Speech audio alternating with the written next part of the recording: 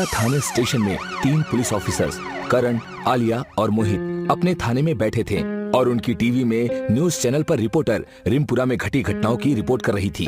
रिमपुरा में हुआ कत्लेआम ये इस साल का 40वां कत्ल है। जो कोई भी रिमपुरा के बने बंगले जो ठीक जंगल के बीचों बीच है वहाँ पर जाता है तो उसकी लाश बंदूक की गोलियों से छलनी मिलती है। सूत्रों के मुताबिक गाँव के लोगों ने उसे हिटमैन का नाम दिया है। कोई कहता है वो एक एजेंट का भूत है और कोई कहता है वो बस एक कातिल है।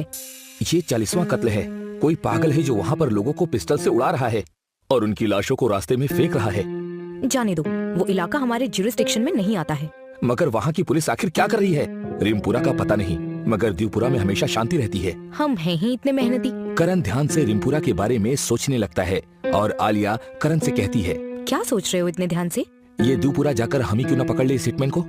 होए, दिमाग तो ठीक है ना तेरा? क्या कह रहा है? वहाँ का ज्यूरिसडिक्शन हमारे अंडर में आता ही नहीं है। तो क्या हुआ? समझ, वहाँ जाकर हम उसे पकड़ लेते हैं तो सोच के देख कितनी वाहवाही होगी हमारी। तो चले क्या? चलो जाते हैं उस बंगले में। तुम दोनों भी ना चलो, अब मैं कह भी क्या सकती हूँ। करण, आलिया और मोहित तीनों उस हिटमैन को पकड़ने के लिए दिलपुरा के जंगल में आ जाते हैं। यार यहाँ तो बहुत ही अंधेरा है। आ तो हम सुबह भी सकते थे, मगर तुम दोनों को बड़ी एक्साइटमेंट थी। कितने नखरे हैं तेरे, चलना चुपचाप। मैं नखरे नहीं कर रही हूँ, मुझे सच में डर लग रहा है। वो लोग बंगले की तरफ बढ़ ही रहे थे कि तभी उन्हें एक पेड़ के नीचे एक तांत्रिक बैठा नजर आता है। तुम लोग यहाँ इतनी रात को क्यों आए हो? हम पुलिस इंस्पेक्टर हैं। हम दिलपुरा में हुए कत्लों की जांच पड़ताल करने के लिए आए हैं और उस कातिल को पकड़ने आए हैं। पकड़ा सिर्फ इंसानों को जा सकता है, भूतों को नहीं। ओह, तो आप हैं जो ये खबर लोगों तक पहुंचा रही हैं कि वो एक आत्मा है। आपकी वजह से पता है कोई पुलिस वाला यहाँ भूतों के डर के कारण नहीं आया। मैं सच कह रही हूँ, वो एक भूत है। भूत भूत। तू डर मत यार, तू भी लोगों की अनाप शनाप चीजें सुनकर डर जाती है। जाओ बेटा जाओ, अंदर जाओ उस बंगले में, फिर पता चलेगा कि कौन अनाप शनाप बकता है। ठीक है तांत्रिक जी, ठीक है, हम पहले उसे पकड़ेंगे फिर आपके पास आएंगे। वो लोग आगे बढ़ने लगते हैं और दिलपुरा का बंगला सामने आ जाता है। तो यही वो बंगला है जहाँ पर लोग जाते हैं और अगले दिन उनकी लाशें गोलियों से छलनी छलनी रास्ते में पड़ी मिलती है। सब अपनी अपनी बंदूक को रिलोड कर लो, अंदर क्या होगा हमें पता नहीं है। वो तीनों अंदर जाते हैं। अंदर घुसते ही आलिया का जी घबरा रहा था, मगर करण और मोहित के कारण वो अंदर आ चुकी थी। यहाँ कहीं लाइट्स नहीं है क्या? ना, दिलपुरा के इस इलाके में कोई भी बिजली की सप्लाई नहीं है। चलो ऊपर जाकर देखते हैं। सब अपनी बंदूकें अपने हाथ में ही रखना। तीनों धीरे और आहिस्ता से ऊपर वाले कमरे में जाने लगते हैं। तभी उनको एक अजीब सा बंद कमरा नजर आता है जिसके दरवाजे पर डरावनी आकृति बनी होती है। वो कैसी आकृति है? मुझे लगता है उसके पीछे ही वो छिपा हो सकता है। जैसे ही वो अंदर जाने के लिए आगे बढ़ते हैं, उस कमरे के अंदर से आवाज आती है, क्या चाहते हो? क्यों आए हो तुम यहाँ? हिटमैन बाहर आओ, हम पुलिस हैं, तुम्हें पकड़ने के लिए आए हैं। मुझे पकड़ने के लिए आए हो? क्या तुम्हें पता नहीं, पकड़ा इंसानों को जा सकता है, शैतानों को नहीं। वो दरवाजा अपने आप धीरे से खुलता है। आओ अंदर आओ और पकड़ो मुझे। चलो। ये उसकी कोई चाल हो सकती है। हमें क्या, तुम ऐसा ही समझ रही हो? आओ करण, चलो अंदर। जैसे ही तीनों अंदर जाते हैं, वो देखते हैं कि एक आदमी टेबल के पीछे बैठा है। उसके टेबल पर 2 बंदूकें रखी हुई हैं। उसका चेहरा भयानक था। तीनों अपनी बंदूकें उसके ऊपर तानते हैं। हाथ ऊपर।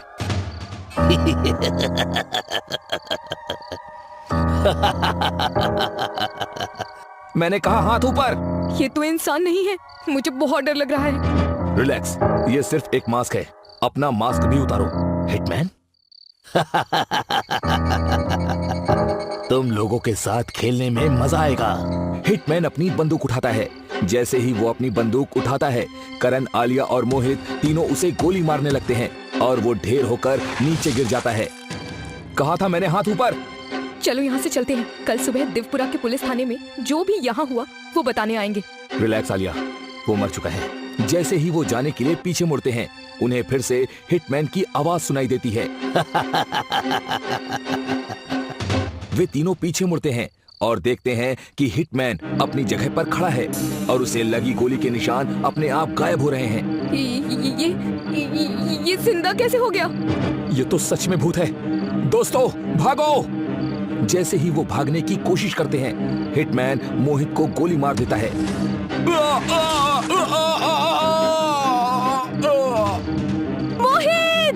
आलिया चलो, नहीं तो हम भी मारे जाएंगे।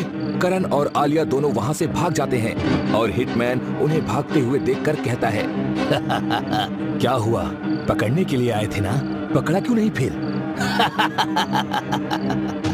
करण और आलिया नीचे उतरते हैं और देखते हैं कि दरवाजा बंद है। आलिया दरवाजा खोलने की कोशिश करती है। करण, ये दरवाजा तो खुल ही नहीं रहा है। नहीं नहीं, हम फंस गए हैं आलिया, ये हिटमैन सच में एक भूत है। मैंने कहा था तुम्हें यहाँ नहीं आना चाहिए था। देखो, अब हमने मोहित को भी खो दिया।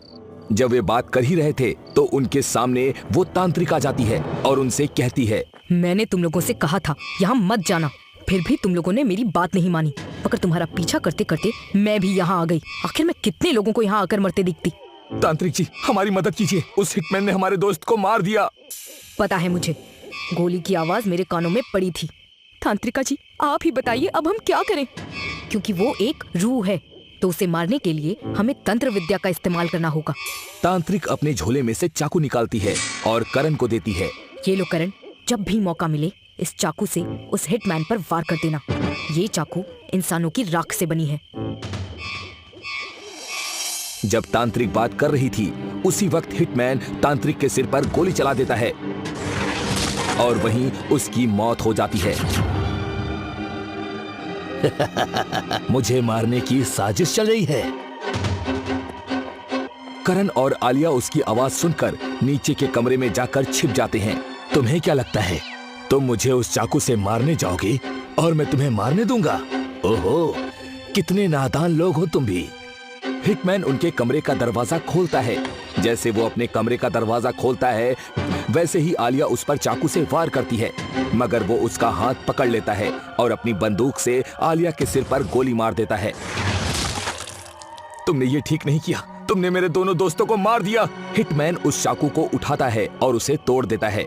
करण अपनी पिस्टल से उसे गोली मारता है, मगर उसे कुछ भी नहीं होता। तुम्हें अब तक समझ नहीं आया, मुझे तुम्हारी बंदूक से कुछ नहीं होगा। हिटमैन उसका गला पकड़ के उठाता है। तुम्हारी मौत मेरे हाथों लिखी है। हिटमैन करण का गला दबा रहा था। करण अपने पीछे छुपाए चाकू को निकालता है और हिटमैन के गले में मार देता है। जिस चाकू को तुमने तोड़ा वो मामूली चाकू था, यह है असली चाकू जो इंसानों की राख से बना है। हिटमैन तड़प तड़प कर गिर जाता है और गायब हो जाता है। अगले दिन करण जाकर पूरी कहानी देवपुरा पुलिस स्टेशन में बताता है और अपने दोस्तों का अंतिम संस्कार करता है। दो थके हुए व्यक्ति विकास और प्रदीप अपनी बाइक की लंबी यात्रा के बाद एक सुनसान सड़क पर चल रहे थे। अचानक उनकी नजर एक पुराने बंगले पर पड़ी जो एक रहस्यमय सुंदरता के साथ था, जिसमें एक रहस्यमय सुंदरता थी। दोनों इतने थके हुए थे कि उनकी आंखें थकावट से भरी नजर आ रही थी। भाई, आज तो बहुत थक गए। ये बंगला देख, यहाँ कोई नहीं है, चल इसे देख लेते हैं। कहीं देखा सुना सा लग रहा है। अरे वो सब छोड़, चल अंदर चलते हैं। अगर कोई नहीं मिला तो यहीं आराम कर लेंगे, और अगर कोई है भी तो पूछ लेंगे, शायद एक रात रहने को मिल जाए। दोनों बंगले के दरवाजे पर पहुंचे और दस्तक दी। कोई जवाब ना मिलने पर उन्होंने दरवाजा खोला और वो अंदर चले गए। उन्हें अंदर एक पुराना हॉल नजर आता है जहां धूल से भरे फर्नीचर और टूटी फूटी दीवारें थीं। दोनों एक कमरे में चले गए जहां दो छोटे छोटे बिस्तर एक कमरे में पड़े हुए थे। अरे यहाँ तो बड़ा आराम है। दिन भर थकने के बाद आराम ही लगेगा ना, चाहे कहीं भी हो।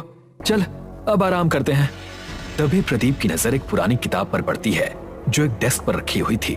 वो किताब उठाता है और देखता है कि उसके ऊपर लिखा था कैंडीमैन की किताब। अरे ये क्या है, कैंडीमैन की किताब? मुझे नहीं पता, शायद बच्चों की किताब होगी। पढ़ ले और सो जा। प्रदीप ने किताब खोली और उसमें पढ़ा, शीशे के सामने 5 बार कैंडीमैन कहोगे तो कैंडीमैन प्रकट हो जाएगा। और उसके नीचे लिखा था, कैंडीमैन कोई आम शक्ति नहीं है, बुलाने में सावधानी बरतें। चलो भैया, ये भी आजमा लेते हैं, क्या पता सही में दर्शन हो जाए कैंडीमैन जी के। प्रदीप और विकास एक पुराने लेकिन साफ शीशे के सामने खड़े हो गए। Candyman, Candyman, Candyman, Candyman, Candyman. जैसे ही वो 5वीं बार नाम लेता है, अचानक हवा तेज हो गई और कमरा ठंडा हो गया। कैंडीमैन अपना भयानक रूप लिए प्रकट हो जाता है। उसके एक हाथ में हुक लगा हुआ था और चेहरे पर उसके ऐसी सूजन थी जैसे मानो चेहरा मधुमक्खियों ने काटा हो। क्या हो रहा है? ये कौन है? मुझे लग रहा है कि किताब में सही लिखा था, ये वही कैंडीमैन है। कैंडीमैन को देखकर दोनों की सांसें थम गई। कैंडीमैन ने अब उन पर हमला कर दिया। वो अपना हुक प्रदीप की छाती में डाल देता है। फिर जैसे ही वो हुक खींचता है, प्रदीप का दिल बाहर आ जाता है। इसके बाद कैंडीमैन उसी हुक से विकास की छाती भेद देता है।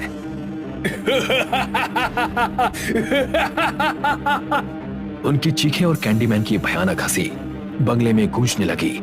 अगली सुबह जब सूरज की पहली किरण बंगले पर पड़ी तो वहां केवल खून और तीतर बीतर चीजें रह गई थी। प्रदीप और विकास की मौत की खबर जल्दी ही फैल गई। 1 महीने बाद इसी पे चर्चा करते अजय, आकाश और राज 3 आर्टिकल राइटर अपने कैबिन में थे। यार कुछ नया और तड़कता भड़कता चाहिए। हमारे आर्टिकल्स में वही पुराना घिसा पिटा कंटेंट आ रहा है। तुम सही कह रहे हो, लेकिन ऐसा क्या है जो हमारी कहानी को खास बना सके? मैंने सुना है कि इंटरनेट पर कैंडीमैन के बारे में बहुत चर्चा हो रही है। कैंडीमैन? वो तो सिर्फ एक कहानी है ना। क्या हम सचमुच इस पर रिसर्च करना चाहते हैं? बिल्कुल, यही सही समय है इस पर रिसर्च करने का। सुना है हाल ही में कुछ लोग, प्रदीप और विकास जिनकी हत्या हुई, वो भी उसी बंगले में गए थे जो कैंडीमैन से जुड़ा हुआ है। बिल्कुल, ये मामला तो पूरी तरह से पुख्ता है। लोग इस पर बात कर रहे हैं और हम इसे लेकर कुछ नया कर सकते हैं। मुझे तो ये सब बहुत डरावना लगता है। अगर सचमुच कुछ है तो क्या हम सुरक्षित रह पाएंगे? डरना किस बात का? हम एक अच्छी रिसर्च करेंगे। और यार, ये तो सुनने में भी बड़ा ही दिलचस्प लग रहा है। चलो हम इसे एक एडवेंचर की तरह देखते हैं। हम एक टीम है, एक दूसरे का साथ देंगे और हाँ, सही तरीके से रिसर्च करना होगा। ठीक है, मैं सबको तैयार कर लूंगा। हम कल सुबह ही निकलेंगे। सबके कैमरे, नोटबुक्स और रिकॉर्डिंग इक्विपमेंट्स तैयार रहनी चाहिए। ये मौका हाथ से नहीं जाने देना चाहिए। अगर तुम लोग कह रहे हो तो चलो देखते हैं, मगर मैं बस यहीं पर रहूंगा, दूर से ही। चलो, एक बार मौके का फायदा उठाना ही होगा और ये हमें हमारी स्टोरी के लिए बहुत कुछ दे सकता है। ठीक है, सब तैयार रहो। कल हम उस बंगले की गहराई में जाकर सच्चाई का पता लगाएंगे।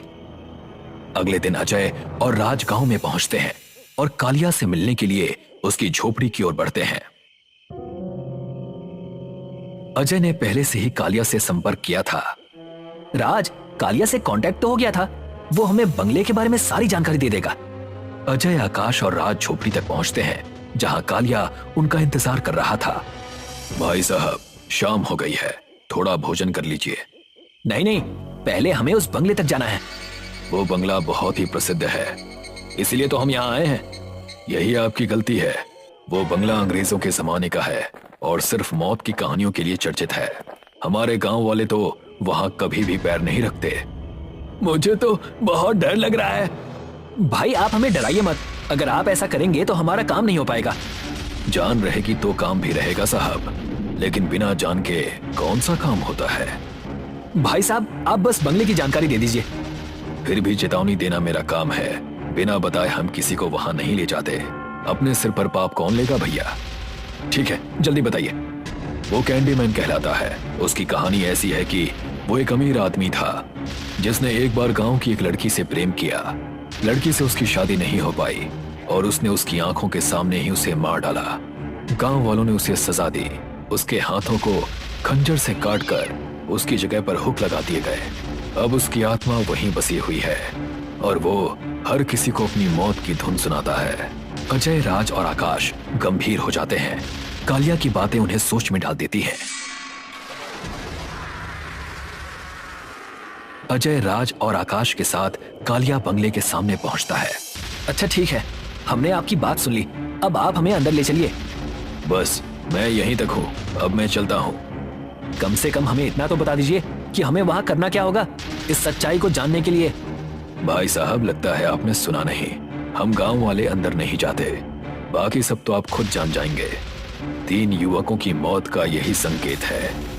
कालिया ने उन्हें बंगले के दरवाजे के पास छोड़ दिया और वो तीनों अंदर चले गए।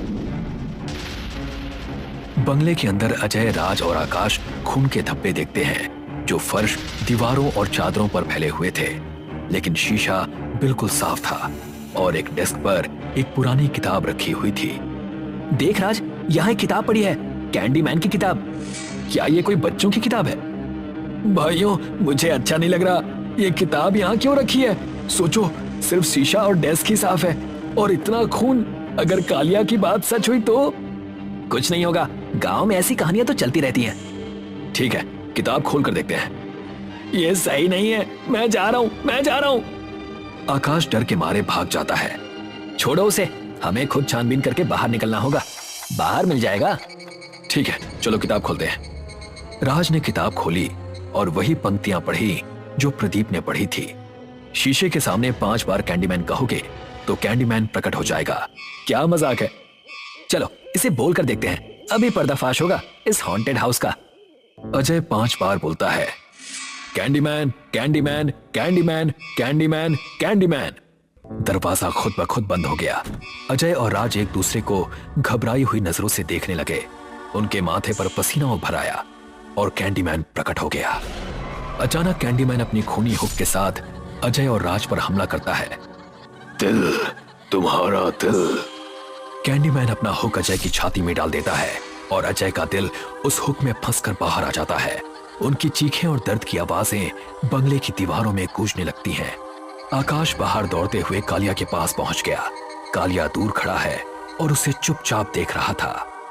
बाबा बचा लो मुझे, मैं अंदर नहीं जाना चाहता। डरो मत बेटा, तुम मौत को छूकर बाहर आ गए हो, लेकिन अब तुम्हारे मित्र नहीं रहे। आकाश रोने लगता है और वो चीखें उसके जीवन की अंतिम आवाजें बन गई। शायद वो उस खौफनाक दिन को हमेशा याद रखेगा। बाद में कैंडीमैन के बारे में आकाश ने एक आर्टिकल लिखा, जिसकी वजह से लोगों में जिज्ञासा फैल गई। उसने अपने आर्टिकल में लिखा, चाहे कुछ भी हो जाए वहां कभी मत जाना। उसने अपने आर्टिकल के आखिर में लिखा कि उस बंगले के अंदर जाने की जिज्ञासा के कारण ही आज उसके 2 दोस्त कैंडीमैन के शिकार हो चुके हैं और उसे उनकी कमी महसूस होती है।